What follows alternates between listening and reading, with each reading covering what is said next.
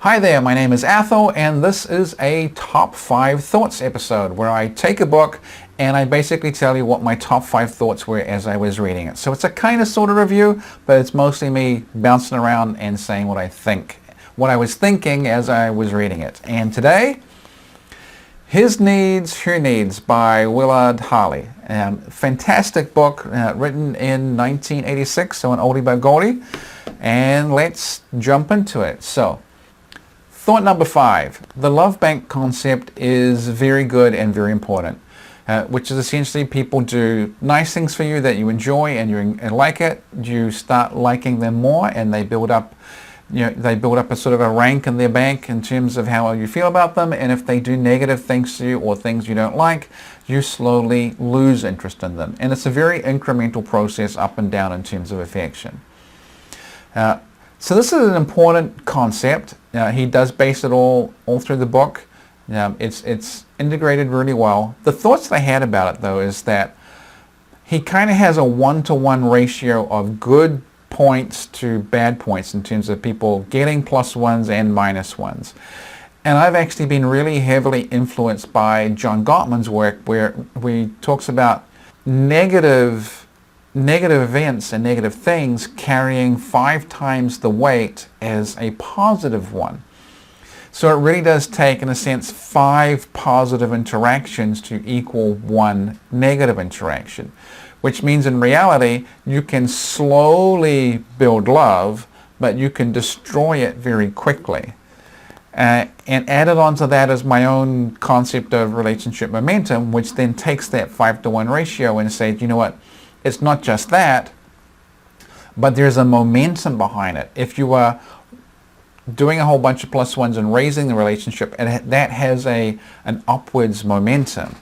And if you are doing negative things and dragging it down, there is a downwards momentum, and the relationship will tend to keep heading in that same direction unless you're consciously trying to do things to change direction.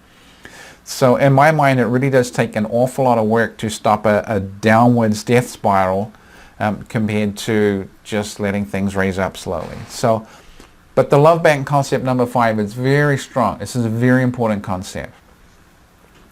Which leads to thought number 4. He really goes into great detail talking about love banks for different people. So you can have a love bank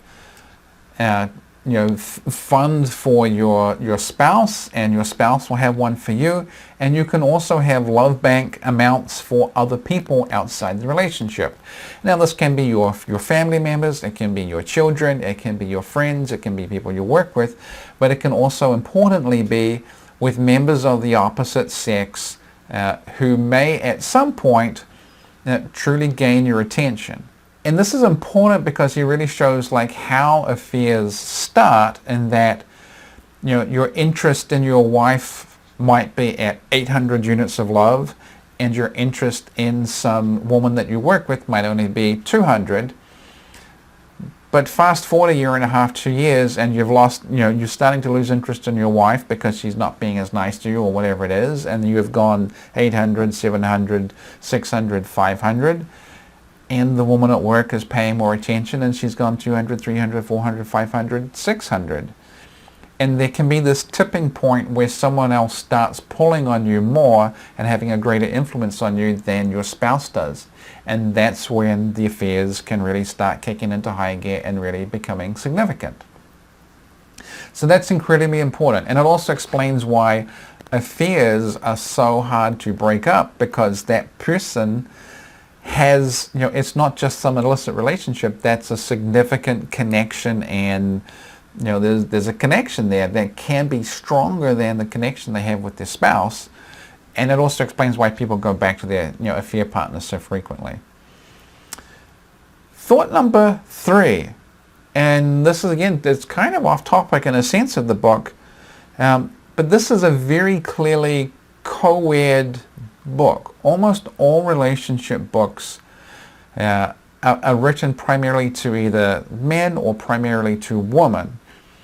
And that's because of marketing. It's easier to hit a sort of a niche audience. It's easier to target one sex rather than the other.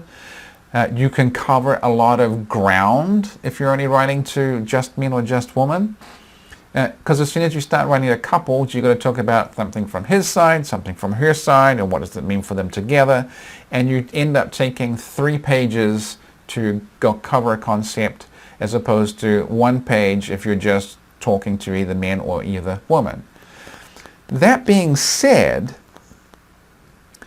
there is the risk when you just talk to either man or woman that you start defaulting to an us versus them sort of process. And this book is really, really balanced in that there is, a chapter about men, a chapter about woman, a chapter about men, a chapter about woman, a chapter about men, and all the way through. And it was very peaceful and relaxing and soothing. He was still hitting the hard topics.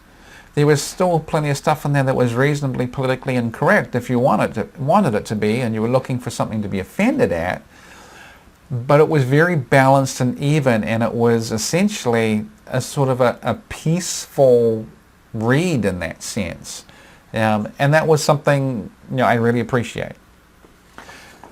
Okay, point number 2.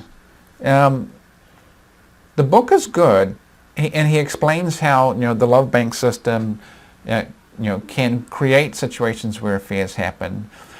But it's just slightly, to my mind, a little bit too behavioral in nature.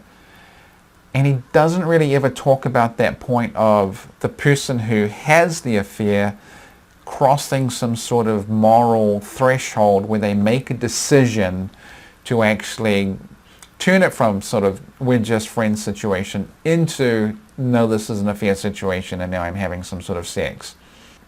And there's not quite that sense of he is focusing on the betrayal. And I totally get for the author. He deals with plenty of affair situations. He knows that there is this trauma and betrayal and all this sort of stuff. It just didn't fully come across in the book, that sense of that true massive breach of trust. So the solution is, okay, well, if the problem was you weren't meeting their needs, and that's why they had the affair, the solution is learn to meet their needs, and then this all sort of repairs itself and goes away. And that is true. That is an important step of repairing affairs. But that recovery of trust and that trauma of betrayal is a whole other problem level. And that really is something that will need to be focused on in terms of fixing a relationship that's had an affair. And that being said too, it's very difficult to get through to the betrayed spouse that there were actually things they did wrong, because often they are just blinded by rage and a sense of moral, just outrage that they were cheated on, which is understandable, but still not helpful in terms of can you fix it, because you do have to find a way to meet their needs. Alrighty, thought number one, and this was it was a line in there. It was one line in the book. I forget which page it was on, but he basically said, I believe a husband or wife should be each other's best friend. And it's a very, very interesting and important thought, because there is a great deal of a thought about, can men and women be just friends? Is sex always going to get in the way? And there is also the thought where people say men and women can't be friends because they are two different sexes and they are motivated in different ways. And there's a slight sense of men and women sort of using each other to get what they want from the relationship. People say if you are each other's best friend in a relationship, that it becomes sort of claustrophobic and stifling. And there's also the thought of, maybe you have to be somehow controlling or manipulative to try and make this all happen. The other problem is if people say if you're enmeshed in your best friends and you're living in each other's shoes, that overwhelming closeness or whatever will destroy all the mystery and the wonder, and the eroticism will die and your sex life will suffer. Added on to that, if you're not each other's best friend, well, then this book pretty much makes clear that you leave yourself wide open to someone else starting a relationship with your spouse, and then eventually that becomes hugely problematic. And I've seen that. It's not just affair situations where it's an opposite sex friendship. I've seen it where it's a same-sex friendship and someone outside the marriage has a far more significant relationship with one spouse than the other, than the partner does. I've seen plenty of ones where it is the best friend, the wife's best friend outside the relationship is the most toxic and caustic problem that the marriage has to face. And I've had a couple of situations where it's almost like this friend is the problem and you almost need to treat it like it's an affair situation. And the other thought, of course, is that, marriage is meant to be forever.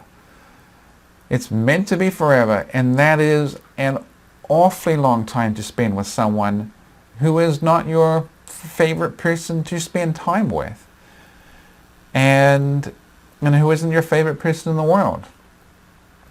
So I look at myself and Jan, and we have a very good friendship. We are close. We like spending time with each other. We like doing things together. We like hanging out. Even if it's just going to the grocery store or sharing a book or whatever it is. I think being friends is important. And that's about it. I will leave it there. There'll be links below if you want to get the book. But those are my 5 thoughts about His Needs, Her Needs by Willard Harley. Fantastic book. Do read it. It is well worth a read. And that's about it. And so until then, do all that cool internet stuff. Like, share, comment, subscribe. And I will catch you next time. Bye.